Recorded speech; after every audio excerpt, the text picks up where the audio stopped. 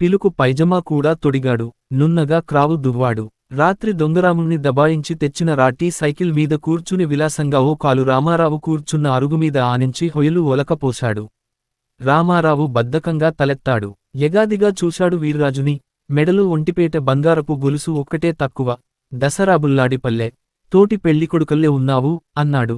చాల్లేవోయ్, సనుగుడు మాని తెములు. అయిపోయింది, తొందరపడకురా, చూసుకుందాం అన్నాడు రామారావు. స్నానం గీనం జయ్యనులే, వచ్చాక. ఏం గిరాకీ, స్నానం వాయిదా వేస్తున్నావు? మీ మగదక్షత ఊళ్ళో లేడా? లేకేం నిక్షేప్తంగా ఉన్నాడు? అమోఘంగా బోలెదున్నాడు. ఆ మాటకొస్తే మా పెద్ద చిక్కు ఉన్నంతగా ఇంకెవడూ లేదు. ఇప్పటిదాకా కథాకర ఆడి ఇప్పుడే ఊరేగాడు. కండువా వేసుకు దండోరా వెయ్యడానికి. దండోరా ఏంట్రోయ్ పంతులు అన్నాడు వీర్రాజు హుషారుగా. ఏమిటి కాదురోయ్ అను. నేను పాజమ్మనని, చవటనని, స్నానం చెయ్యనని, దండోరా వేయించి అందరిచేత సుబ్బలక్ష్మి నాన్నకి చెప్పించాలని, సుబ్బుల్ని బంగారయ్య దూరపు చుట్టం సుందరంగాడికి ఇప్పించాలని, ఆ పైన కరణంగారి కూతురు సీతని నా నెత్తికి కట్టాలని. భేషుగ్గా ఉంది, మనక్కావలసిందదే. పోయి మీ మావయ్య కాళ్లమీదపడు. హా పెద్దదిక్క, మా ఇంటి మగదక్షిత, నిన్ను అపార్థం చేసుకున్నాను స్మీ అను అన్నాడు వీర్రాజు. రామారావు దంతధావనం పూర్తి చేసి లేచి నుంచున్నాడు. అరుగుమీద. సరేలే, అరుగుమీద కూర్చుని ఏడుస్తూ ఉండు. బట్టలు మార్చుకుని అమ్మదగ్గిర డబ్బులు సంపాదించుకు, అరగంటలో వస్తా. చాలా మాట్లాడాలి. రాత్రి మా పెద్ద దిక్కు నా పెళ్లి గురించి అమ్మకి బోలెడు హితోపదేశం చేశాడులే అంటూ లోపలికి వెళ్లాడు రామారావు. ధనియాల కాఫీ గడగడా తాగేసి, అమ్మా 10 రూపాయలే అన్నాడు రామారావు. అమ్మా కానీయే అన్నంత ముచ్చటగా గారాలంగా. ఎందుకు చిట్టినాన్న 10 రూపాయలు? నౌకర్లకి చాకర్లకి జీతాలివ్వాలా? చుట్టలు కాల్చడానికా? అంది సూరమ్మగారు. కాదులే అమ్మా, రాజమండ్రి వెళ్ళాలి. ఉద్యోగం దొరికేటట్టుందిలే అన్నాడు రామారావు. చాల్లే, నువ్వేం ఉద్యోగాలు ఆఘోరించనక్కరలేదు. అయినా డబ్బు గిబ్బు నన్నడక్కు. మావయ్య రాని చూద్దామన్నట్టు మర్చిపోయా. అలా కూచో. ఏవిటలా ఆడిపోతున్నావు? చూడు, మావయ్య కరణం గారితో మాట్లాడాడుట. వేసంగుల్లో వాళ్ల సీతమ్మనిచ్చి. నేను బిఏ అయ్యేదాకా పెళ్లిమాట ఎత్తకమ్మా. బిఏ అయితే అవుదువుగానిలే, ఇప్పుడు మాట చెప్పడానికేవిట్రా? రామారావు చురుకైన బుర్ర చకచక పనిచేసింది. సరే, నేనడిగిన 15 రూపాయలు ఇప్పుడిస్తే కరణంగారి సంబంధం సంగతి ఆలోచించి రేపు చెబుతా. ఇప్పుడే కదురా 10 రూపాయలన్నావు. సమయానుకూలముగా రేట్లు హెచ్చించబడును. షరా, రూల్సు మామూలే అన్నాడు రామారావు. తగలెయ్యి నాయనా, తగలెయ్యి, నీ ఇష్టం వచ్చినట్లు తగలెయ్యి డబ్బు. ఆ మారాజు చచ్చిచెడి ఇచ్చిందంతా ఇలా నిర్వాకం చెయ్యి. పట్టికెళ్ళు. మీ మావయ్యే వచ్చాక. అయితే నాకసలు డబ్బే అక్కర్లేదమ్మా. ప్రతిదీ మావయ్యతో చెప్పాలేవిటి? నాకక్కర్లేదు. 25 ఏళ్ళొచ్చినా ఇంకా పర్మిషనే అంటూ గునిశాడు. నువ్వు 25 ఏళ్ళొచ్చిన కుర్రాడిలాగే నడుచుకుంటున్నావా అంట. నీకామాత్రం జ్ఞానం ఉంటే మావయ్య పెద్దరికం ఎందుకు చేస్తాడు నీ మీద? కాకపోయినా వాడేం పరాయివాడుట్రా. మనకి మాత్రం వాడికన్నా కావలసిన వాళ్లెవరున్నారు? అంది సూరమ్మగారు. అంతక్కర్లేని వాళ్ళింకోళ్ళు లేరు. నీకేం తెలుసమ్మా? ఇంట్లో 4 గోడల మధ్య కూచుంటావు. మీ వేలు విడిచిన అన్నయ్య, మన ఇంటి పెద్ద దిక్కు అయిన సూరయ్యగారి పేరు రాజమండ్రి నుంచి తెనాలిదాకా మోగిపోతోంది. సాటిలేని మేటి ఢంకాఫలాసు ఆటగాడని. ఛప్, పెద్దంతరం చిన్నంతరం లేకుండా నోటికొచ్చినట్టల్లా ఏవిట్రా ఆ పేలుడు? మిడిసిపడిపోతున్నావు. వాడంటే, వాడి పొడంటే ఎందుకలా గనామంటావు? ఏం చేదు పెట్టాడా?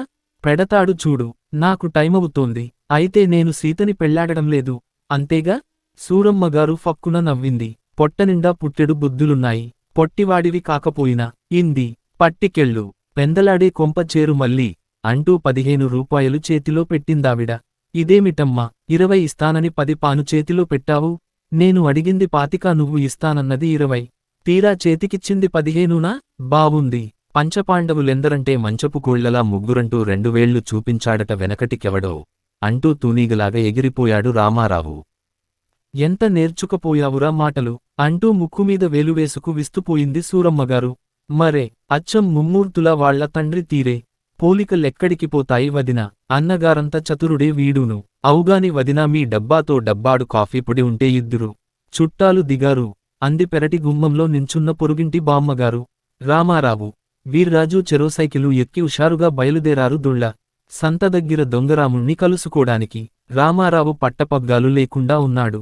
రాజు, ఈసరయ్య దుకాణానికి పదరా. ముందర పెసరట్లు లగాయించి మా సుబ్బుల్ని చూసి మరీ వెళ్ళాం దుళ్ళ సంతకి. అయినా ఆలస్యం ఎలాగా అయింది అన్నాడు. ఈసరయ్య హోటలులో వేడివేడి ఇడ్డెన్లు, చెరో పెసరట్టు ఆరగించి కర్తవ్యం ఆలోచించారు. ఈసరయ్య ఇచ్చే ఇండియా కాఫీ ఏడుస్తూ తాగారు. కిళ్ళీ బిగించి సిగరెట్టు ముట్టించి శివాలయం వీధంట బయల్దేరారు. సుబ్బలక్ష్మి ఇల్లు ఆ వీధిలో ఉంది. అడుగోరా సుందరంగాడు, దొంగవెధవా అన్నాడు రామారావు. అరుగుమీద సుబ్బులు తండ్రితో సుందరం మాట్లాడేస్తున్నాడు. తలా చేతులు ఊహుం తిప్పుకుంటూ. ఆయన ఎంతో ఆదరంతో సుందరం మాటలు విని తల ఊపుతున్నారు. హా, వీడా నీ పాలిటి విలన్ అన్నాడు రాజు సాలోచనగా. రామారావు మాట్లాడలేదు. ఎదురుగా కాలవనించి మంచినీళ్ల బిందె చంకనేసుకుని ఎడంచేత్తో 8 ఏళ్ల పిల్ల చెయ్యి పట్టుకుని కబుర్లు చెబుతూ వయ్యారంగా వస్తోంది సుబ్బులు. పమిట పరికిణి కుచ్చెళ్ళు పనిమంతురాలైన ఇల్లాలి చీరకుమల్లె ఒక పక్కకి ఎత్తికట్టింది. పసుపు పచ్చగా ఉన్న ఆమె కూలముఖంలో సన్నటి కళ్ల నలుపు కొంచెం చెదిరిన కాటుక వల్ల కొట్టొచ్చినట్టు కనబడింది. పక్కన నడుస్తున్న చిన్నపిల్ల మూలంగా ఆమె విగ్రహం నిండుతనం ప్రస్ఫుటంగా కనబడింది. ఒంటిరాయి ముక్కు పుడకవల్ల పొడుగైన నాసిక మెరిసిపోతోంది. ఎర్రటి, మెత్తటి పాదాలు, వాటిని చుట్టుకుని ఉన్న సన్నని వెండిపట్టాలు, వాటికి 3 అంగుళాలపై అడవి గుర్రం మెడమీద జాలులాగా ఎగిరెగిరి పడుతున్న తెల్లపరికిని తాలూకు నల్లంచు చూస్తే రామారావుకి దేవతలు వాళ్లు జ్ఞాపకం వచ్చారు. శ్రావణలక్ష్మి ఆకారం కొద్దిగా స్ఫురించింది. పక్కనున్న పిల్లతోతో ఏదో మాట్లాడుతూ మందహాసం చేస్తున్న సుబ్బలక్ష్మి 10 అడుగుల దూరంలోకి రాగానే దేవుడు బొమ్మల్లో తలకాయ చుట్టూ ఉండే పచ్చటి చక్రం ఉంటుందేమోనని వెతకబుద్దేసింది రామారావుకి. అమ్మాయిల్ని చూసి చూడగానే నవ్వేసి ఈలవేసే రామారావుకి ఈ సుబ్బులు ఎదటపడగానే అలాంటి వెకిలి ఆలోచనలు ఆమడదూరానికి పోతాయి. కళ్ళు, ఎడంవేపు గుండెకాయ మినహా మిగతా శరీరం యావత్తూ మరణిస్తుంది. మెదడు గడ్డకట్టుకుపోతుంది. అందుకనే సుబ్బులు నాన్నా, సుందర్రావు అరుగుమీద ఉన్నా లెక్క చెయ్యకుండా ఆ ఇంటి ఎదటి నడిరోడ్డు మీద నిలబడిపోయాడు రామారావు. సుబ్బులు తల ఎత్తి చూసింది, నవ్వింది. క్షణంలో సగంసేపు రామారావు నిండా దీపాలు వెలిగిపోయాయి. సుబ్బులు నీళ్ల బిందెతో సహా ఇంట్లోకి వెళ్ళిపోయింది. నిన్నేను రామం, ఎక్కడికి బయల్దేరావ్ అని 3ఓసారి అడిగాడు సుబ్బులు తండ్రి జగన్నాథంగారు. ఆయ్ ఆయ్ అన్నాడు రామారావు.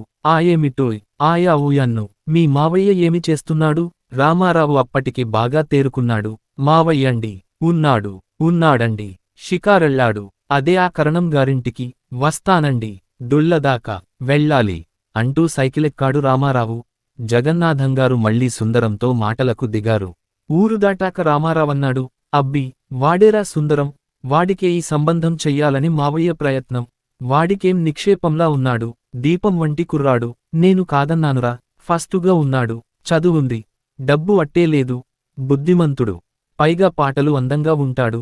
ఎటొచ్చి లోటొకటే ఉండకపోవడం, రాస్తాడు, ఇంచుమించునా అంత పూర్తిగా నా అంత అందంగా. అందుకనే నువ్వు సీతను పెళ్ళాడు. ఓరే, నువ్వు సైకిలు దిగరా, ఏం కొడతావా? దిగు చెప్తా, అదక్కడ పడేసి ఇలా కూర్చో. దోవ పక్కన మామిడి చెట్టు నీడని కూచుని ఇద్దరూ సిగరెట్లు ముట్టించారు. డబుల్ కొటేషన్ ఆశ్చర్యార్థక చిహ్నం. ఇంక వేళాకోళం అడకురా, నాకు ఏడుపుస్తోంది అన్నాడు రామారావు. ఏడవడం మాత్రం వద్దు, సంగతి చెప్పి మరీ ఏడు. సుబ్బుల్ని వేణు సీరియస్ గా ప్రేమించానురా, నిజంగా పెళ్లి చేసుకుంటా. నీ తలకాయి, నీకు లవ్వేమిట్రా నా బొంద. ఊరికో లవ్వు, వీధికో లవ్వు, రోజుకో లవ్వును. రాజా, హాస్యం కాదురా, నీమీద ఒట్టు, ఈ సిగరెట్టు మీద ఒట్టు. ఈసారి సెలవలకొచ్చాక సుబ్బుల్ని చూశాక గట్టిగా తెలిసాచ్చింది. ఇంత చిత్రమైన తీయటి బాధ ఎప్పుడూ లేదురా, ఇదే ప్రేమనుకుంటా. రావుండు, నాకు తెలుసురా సుబ్బులి అక్కూడా నువ్వంటే ఇష్టమే.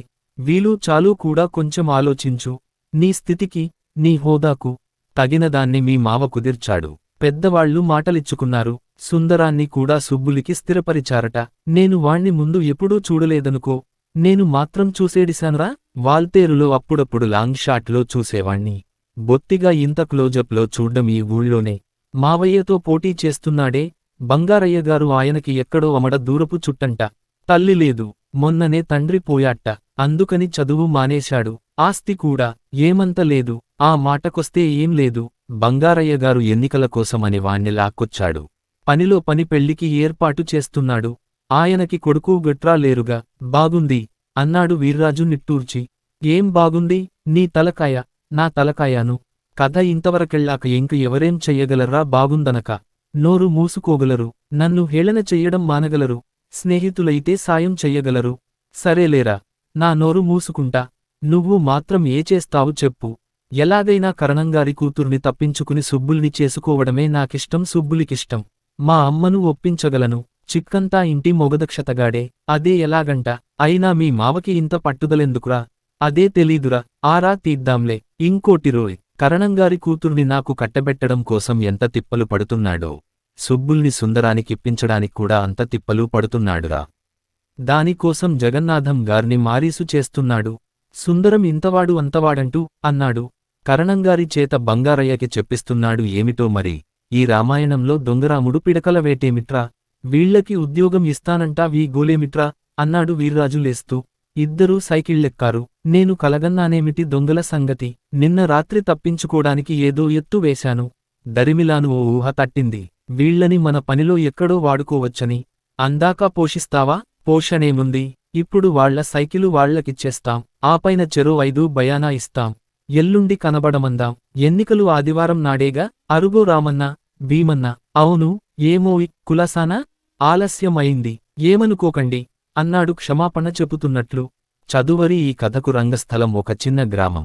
జనాభా పిల్ల మేక కలిసి 700 పైచిలుకు. మేకల్ని తీసేస్తే దాదాపు 700. ఇందులో పిల్లలు 225, పెద్దలు 465 మంది. మిగతా 10 మందిలో కథాకాలం నాటికి పెళ్ళీడు ఆడపిల్లలు పిల్లలు 2. పెళ్ళీడు హీరో అతని చెలికాడు కాక మిగతా 6 పెద్ద మనుషులు. వీళ్లు కాక కొత్తగా కావరం వచ్చిన కుర్రవాడు సుందరంతో కలిసి మొత్తం జనాభా 701.